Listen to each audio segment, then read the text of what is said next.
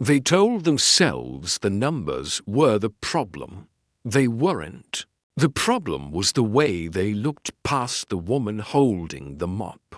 The night shift at Helios Dynamics always smelled like coffee and ozone-burnt circuits, anxious hands. On the wall-length whiteboard, a maze of symbols thickened with every hour. Deltas and lambdas, integrals that curled like vines. A dozen scientists took turns attacking the same equation, the one their contracts and reputations hung on, the stabilizing term for a guidance model that refused to stop spinning out. If they couldn't tame the oscillation by midnight Friday, the aerospace partner would walk and take $90 million with it. Again, said Dr. Whitaker, tapping the board with a marker. We're diverging at high altitude. We need a damping function that doesn't murder the fuel budget. Maya, the youngest engineer in the room, tucked a coil of hair behind one ear. I can tweak the Kalman gain, but it blows up the moment we feed the radar noise back into. Then, don't feed it back. Whitaker snapped. Necks. They were exhausted, every one of them. And when a human is exhausted, it looks for something to step on. Tonight that something wore a grey polo with the Helios logo and a name badge that said A. Carter.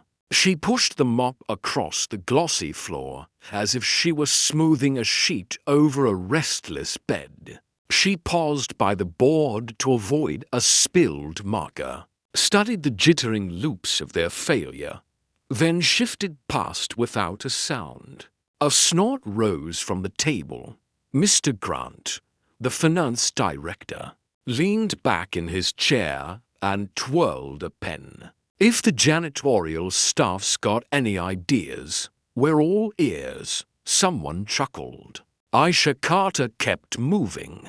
The overhead bulbs revealed a scattering of old chalk dust on her knuckles, stubborn white that never washed out. She reached the far corner, dropped the mop head into the wringer, and squeezed water side back into the bucket.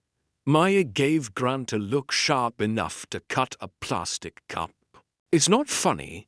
Nothing's funny, Grant said, especially not our burn rate. The lab doors sighed open. The CEO, Elaine Vale, entered with a coat she didn't bother to take off. Tell me we're closer. We've tried every bounded non-linearity in the book, Whitaker said, and several. Not in the book. The filter flips if we clump the velocity residuals. If we don't clump, the noise eats us alive. Ms. Vale pinched the bridge of her nose. Tomorrow at 10, their VP of launch reviews our results. If we don't have a stable run, they delay the window. If they delay, we default. Grant straightened.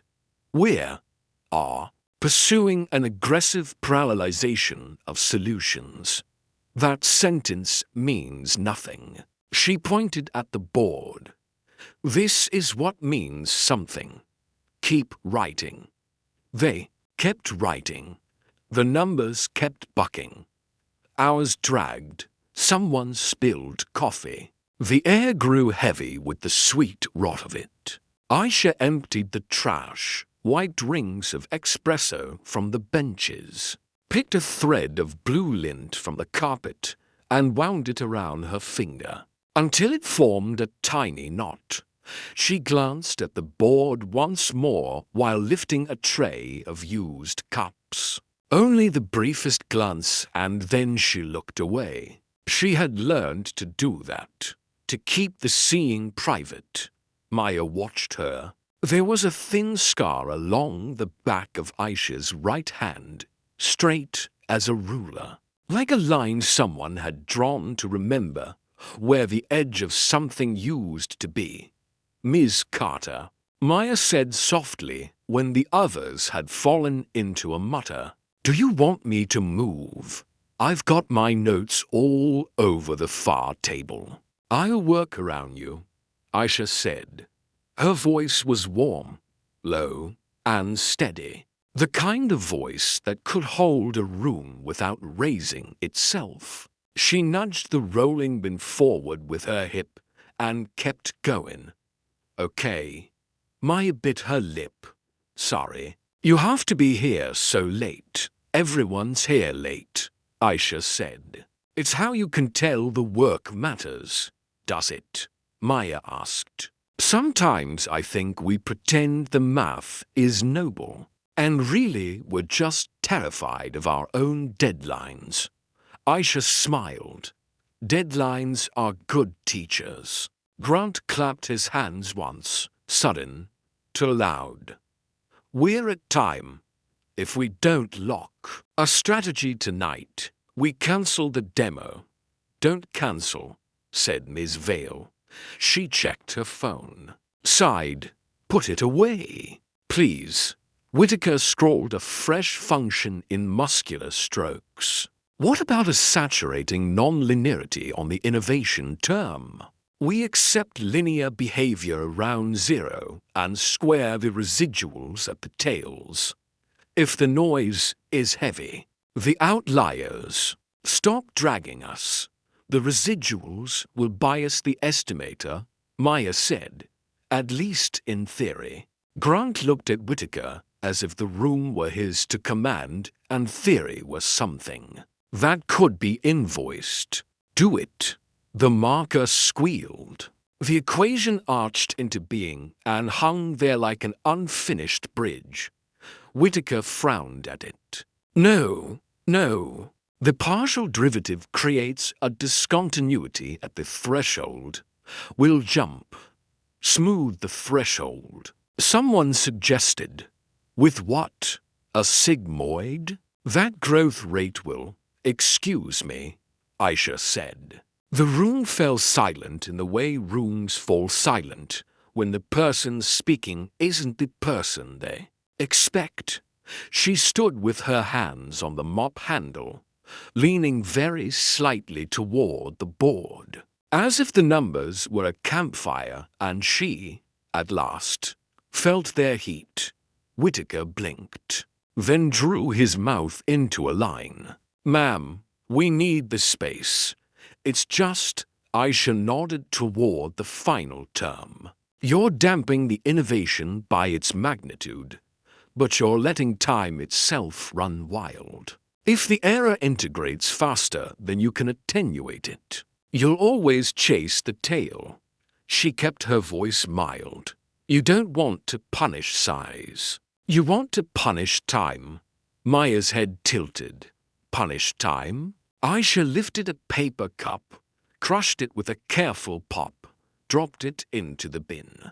"Weight recent errors lightly and distant errors more heavily. That way the filter forgives the weather of the moment and remembers the climate." Whitaker made a small scoffing sound. "You're suggesting a decaying memory kernel inside the update? That's not novel. We tried exponential forgetting. It didn't fix the divergence." "Not forgetting," Aisha said, shaping. She set the mop aside, drew closer to the board, stopped a measured foot away as if there were a glass wall between her and it. "Your kernel needs to be asymmetric and state-coupled. You're treating time like a neutral river. It isn't neutral. When the state moves toward instability, time speeds. When it moves toward stability, time slows if you shape the kernel to the system's local curvature. Your filter learns the pace of the storm instead of drowning in it." Grant raised both palms, exasperated. "Is anyone hearing this in English?" Maya stared at the board. "She's saying we shouldn't just discount older errors by a fixed fade. We should discount them based on how the system is behaving. Right now, and bias toward stabilizing trajectories. Aisha's eyes met Maya's for a heartbeat. Something unguarded passed between them, a recognition, not of name, but of mind. Try a kernel with a negative derivative near zero and a fat tail on the unstable side, Aisha said. Tie the bandwidth to the Jacobian norm. You will overreact less and remember better where it counts. Whitaker crossed his arms. We implemented 5 adaptive kernels this month. Then implement a 6th, Ms. Vale said quietly. Whitaker held the marker out, an invitation balanced with disdain. Why don't you write it, then? Aisha held his gaze. She felt the old familiar ache under her breastbone, the one that rose whenever she stood at the edge of an almost forgotten country. She had promised herself she would not go back. She had promised that the past would remain where it had been buried. But numbers were not like people. They didn't punish you for changing your mind. She took the marker. Her hand trembled for the first centimeter, then steadied. She wrote not quickly, but efficiently, like a violinist warming to a piece whose shape lived in muscle. Symbols unscrolled. A kernel KT, XKT, math XKT, X with a slope that dipped below zero near the origin. A tail that hugged the time axis longer when the Jacobian norm grew large. A scaling term that yoked memory to local curvature. She wrote a proof sketch in the margin no more than 5 lines that argued for boundedness. Under a set of conditions she listed like ingredients. No, Whitaker said reflexively. Then, wait. Maya moved next to him. If we compute the Jacobian norm cheaply, we can approximate the local instability. The kernel fattening on the unstable side means oh. Will it fly? Grant asked, wary. Only one way to find out, Maya said, already opening a terminal. Aisha capped the marker and stepped back, wiping a streak of black from her fingertip with a tissue she fished from her pocket. The tissue came away gray, as if the ink itself were tired. She set the marker down where it would be least in the way. Run it on the March dataset. Whitaker said, noise profile C running, Maya said. The room hovered near silence, the clicking keys, the thrumming of it, the faint wheeze of an old vent that needed new filters. The plot window drew itself line by line. The blue of truth, the red of prediction, the difference between them. The red line kissed the blue and stayed kissing. Whitaker squinted. That's actually stable. Try the Cape turbulence, someone said. Running. The red shook with the wind, bowed to it. Did not break. Monte Carlo? Grant asked. Maya's fingers flew. 1,000 runs. 30 seconds. They waited. 30 seconds can be a lifetime. Someone's stomach growled. In the corner, the coffee machine sighed and clicked like a sleeping animal. The plot window filled with thin gray threads, the individual runs braiding into a ribbon that held its shape. Wholly, Maya slapped the desk, then caught herself and, grinning, covered her mouth. It holds. It holds. Fuel penalty? Whitaker demanded. Maya scrolled to percent over baseline optimization. Whitaker pressed a hand to his forehead. To percent for stability at altitude is. He looked at Ms. Vale as if the world had decided, without consulting him, to make room. It's acceptable. Grant laughed a raw, unbelieving sound. We're not dead. we're not dead. Maya echoed, and then she turned to Aisha, the grin falling into something more reverent. Where did you learn to think like that?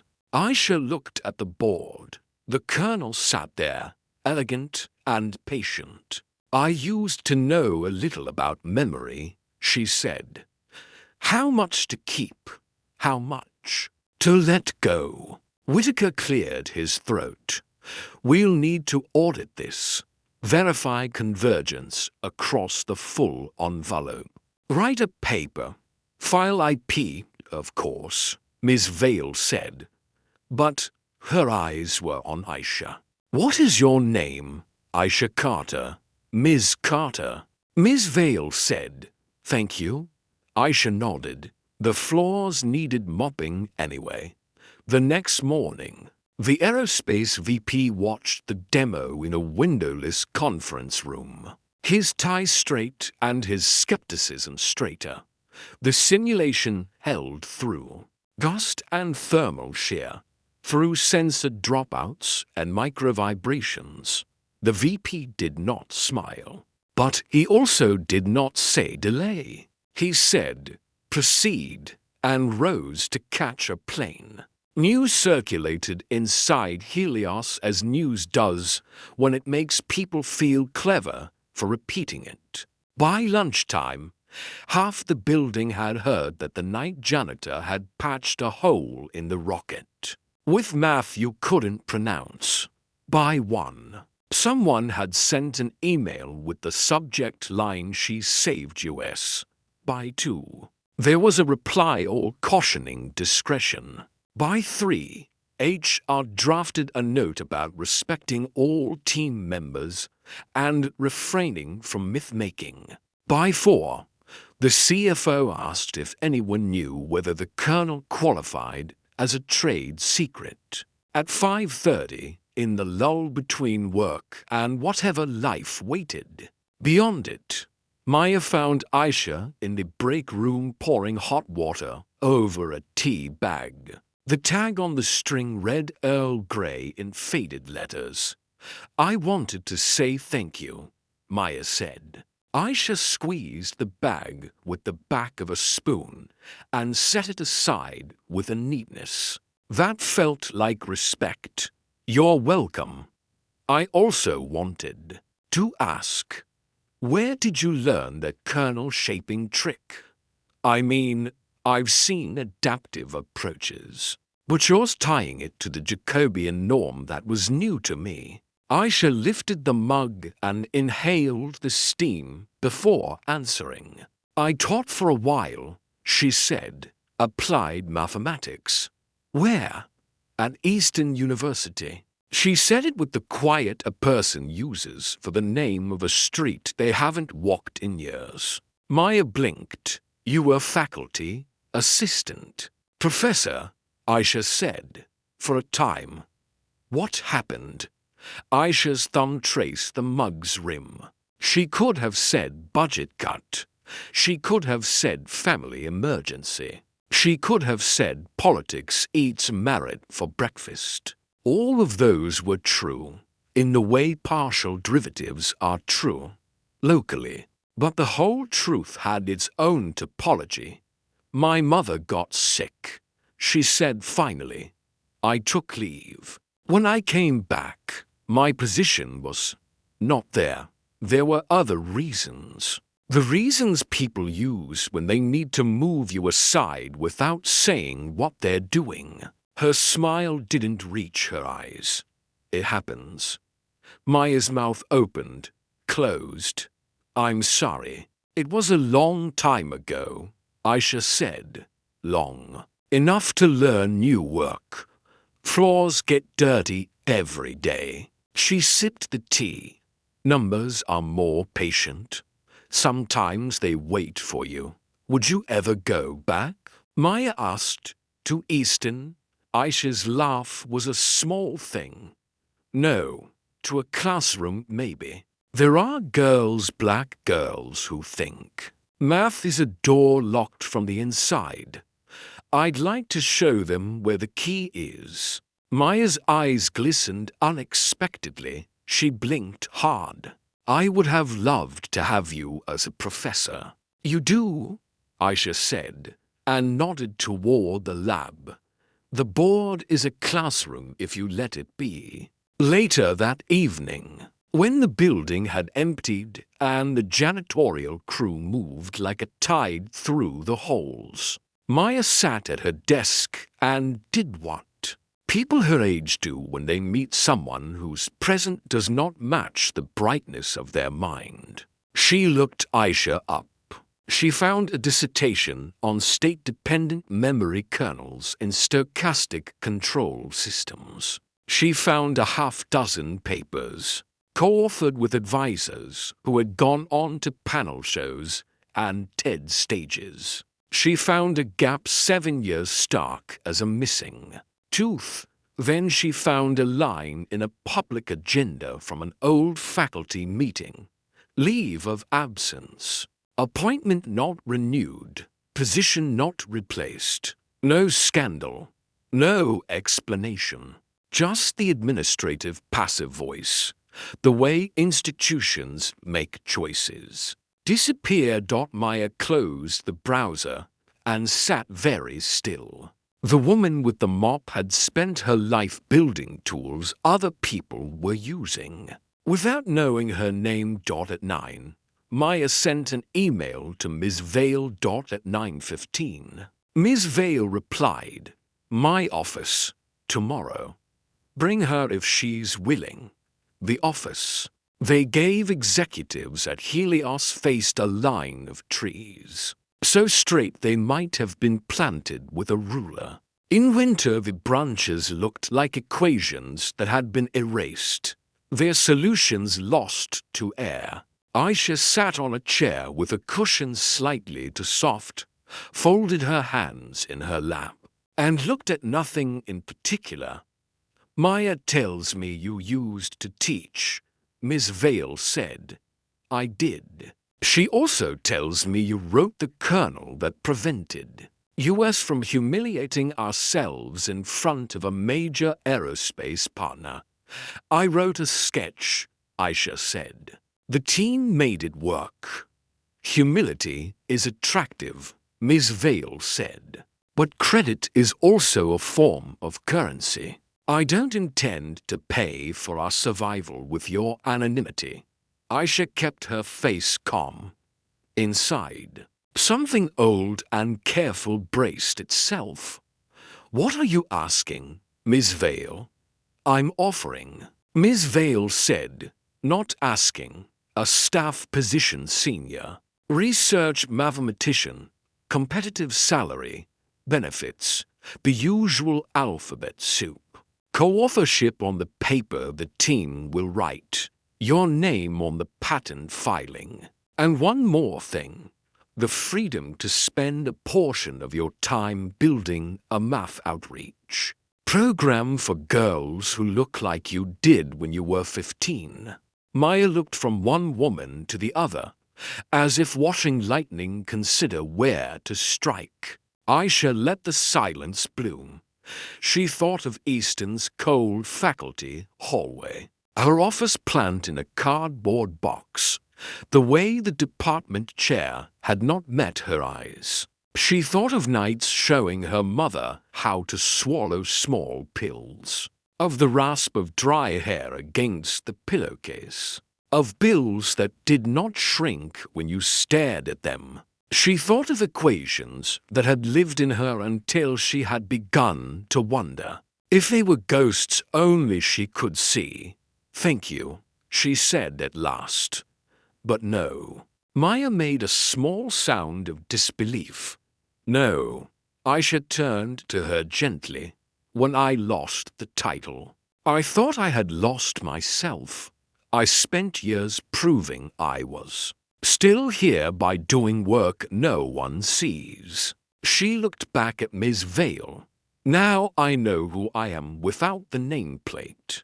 I don't need a title to teach, or to build, or to make something steady. I could accept what you offer. It's generous. But I'd rather ask you for something else. ask? Miss Vale said. To things, Aisha said. First, give the teen time to learn the kernel, not just use it. Knowledge held by one person is fragile. Held by many, it's a culture. Agreed, said Miss Vale. Second, Aisha said. Fund a Saturday program here. Use your empty conference rooms. Bus in girls from the East Side. Pay them a stipend the way you would for any internship. Put calculus and coding on boards they're told aren't for them. I'll design the curriculum. Maya can help if she wants, if it works. Spin it out into something permanent. If it doesn't, try again. Maya blurted, I want Grant, who had been hovering like an accountant who'd stumbled into a temple, said, Do we really have to? Yes, said Miss Vale. We do. Aisha nodded, as if the numbers had answered to her satisfaction. Then we're good. You'll at least let us list you as a consultant, Miss Vale said. So the paper and the patent tell the truth. Aisha hesitated, then smiled. Consultant is a title I can live with. Thank you, Miss Vale said. And there was something like relief in it. And this is late. And not enough, but I'm sorry for the way our people spoke to you. Aisha's eyes warmed but did not wet. I accept your apology. Make sure no one else needs it. They launched on a morning the sky went lithe and pale. A blue so thin you could see the idea of space behind it. In the viewing room, the Helios team held their breath as if the rocket borrowed oxygen from them. The guidance algorithm sang to the red line, and the red line sang back. The thing flew as if it had been wanting to all along. When the applause broke, it broke in waves. Whitaker hugged Maya as if she were his kid sister. Grant cried, then argued it was allergies. Miss Vale stood very still with her hand over her mouth, and then, when she could trust it, took it down. Aisha watched from the doorway and smiled with the dignity of someone who had seen miracles and knew to let them be miracles. She left before the interviews began. There were places she needed to be that did not require cameras. 2 weeks later, a flyer went up on a chain-link fence outside a basketball court. On the east side, Saturday Math LAB girls only. Get paid to learn how to argue with numbers. The first morning, 6 girls came. They wore hoodies and hard looks. They slid into chairs like soldiers sliding into foxholes. Aisha wrote 3 lines on the board, 3 shapes of a slope, and asked, which of these curves is telling the truth? She did not say who is telling the truth. She said which. Because numbers don't care where you're from, but they do care what you mean. A hand went up. A chin lifted. A laugh broke. Incredulous and bright. The Saturday after that, 8 girls came. Then 11. Then more than the room could hold. Maya brought extra chairs. The lab donated a projector and a stack of battered laptops.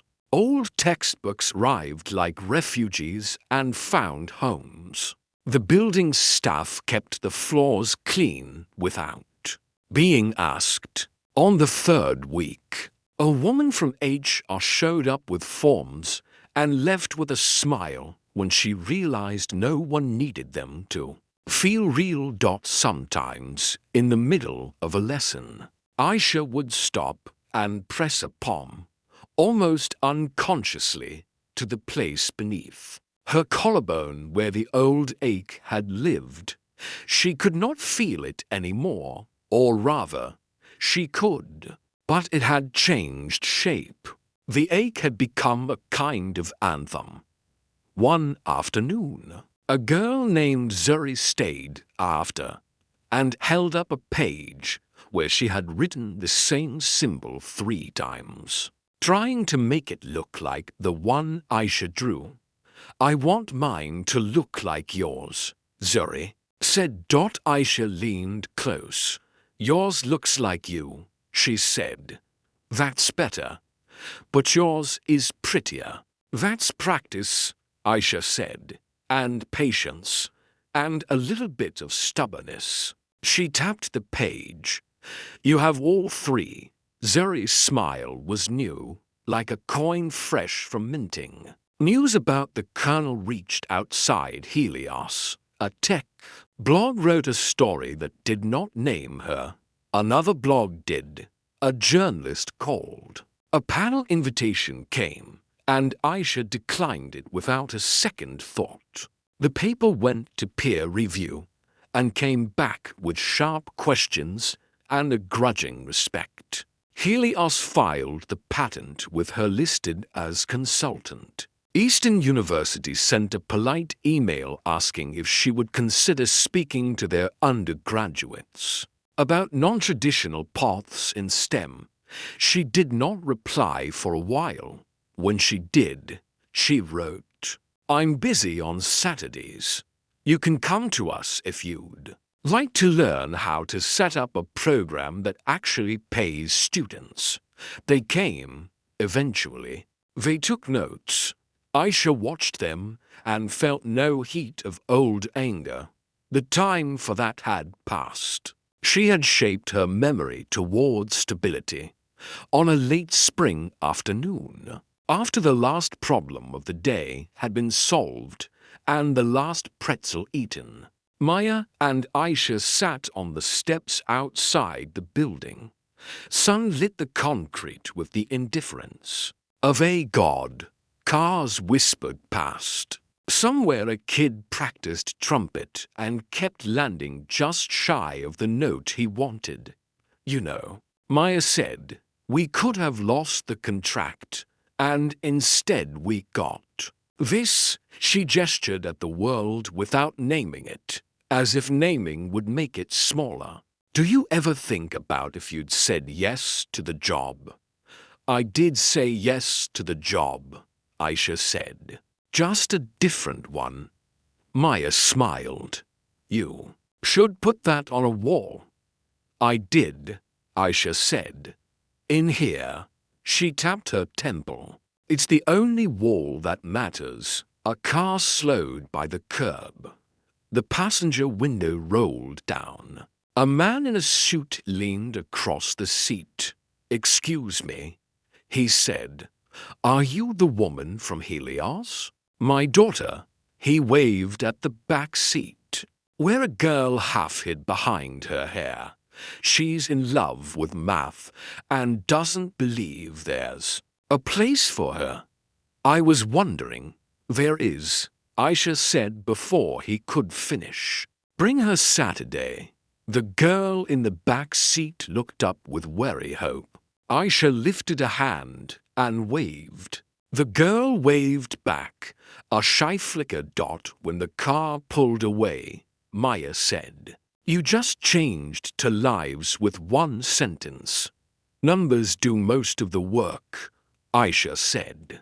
Maya studied her profile, the calm, the steadiness, the way the light channeled itself on her skin. "I keep thinking about the first night," she said, "when you told Whitaker to punish time." Aisha laughed softly. "He'll put that on a mug if we let him." "You punished time in your own life," Maya said. "It took something from you. You took the shape back." Aisha's smile thinned with thought. "We don't punish time," she said finally. "We learn its rhythm. We let some moments weigh more and some weigh less. We decide which to remember and which to forget." Aisha's eyes went to the line of trees beyond the parking lot. Their leaves were a deep green now, a new equation. "I don't forget," she said. "I just store it where it helps." A beat passed. The trumpet found its note and held it, wobbly and proud. "Miss Carter," Maya said, "because old habits die slowly, would you teach me, not just the kernel, the way you think?" "I have been," Aisha said, "since the night you listened." She stood, brushed a ghost of dust from her pants, and held out a hand. "Come on, the floor's not going to clean itself." Maya took her hand and rose, bossy, teacherly. Aisha said. They walked back inside. The hall smelled like pencil shavings and possibility. The lab door swung open. The board shone. With a smear of yesterday's thought, Aisha lifted the eraser and hesitated, then wrote 2 words in the corner, small enough to be almost private. "Be kind," under it, in Maya's quick letters. Another word appeared, persist. They looked at the words, then at each other, and then at the blank white that waited. "Where do we start?" Maya asked. "With a kernel," Aisha said, and smiled, "and with a girl who hasn't met it yet." She erased the corner gently so the chalk would fall like snow, raised the marker, and began again, not with an equation, not this time, but with a curve she had once drawn. Inside herself when the world refused her edges. A curve that dipped when it needed to listen, rose when it needed to speak, and stretched its tail long enough to hold what mattered. Outside. In a city that believed and doubted in equal measure, a handful of girls sat at kitchen tables with pencils and paper and tried to love the slope they were told would never love them back. They would come Saturday. They would argue with numbers. They would win some and lose some and keep going. A rocket would arc over the ocean. A kernel would settle into 1,000 simulations. A woman would push a mop across a floor that never stayed clean for long and look at a board that never stayed solved for long and know that both were good ways to live. They had tried to make her small. They had mistaken the instrument for the song. But the song god. The song was larger than the room, larger than the contract, larger than the whiteboard they had believed was the world. When she turned off the lights that night, the reflections in the glass aligned for a breath. Her face, the lab behind her, the faint ghost of equations that light leaves on a good board. She stood in the doorway and listened to the hush that follows bright work. And then she walked out, into the hallway, where the air smelled clean and bright and possible, and where, somewhere down the line of rooms, the future was already pulling up a chair.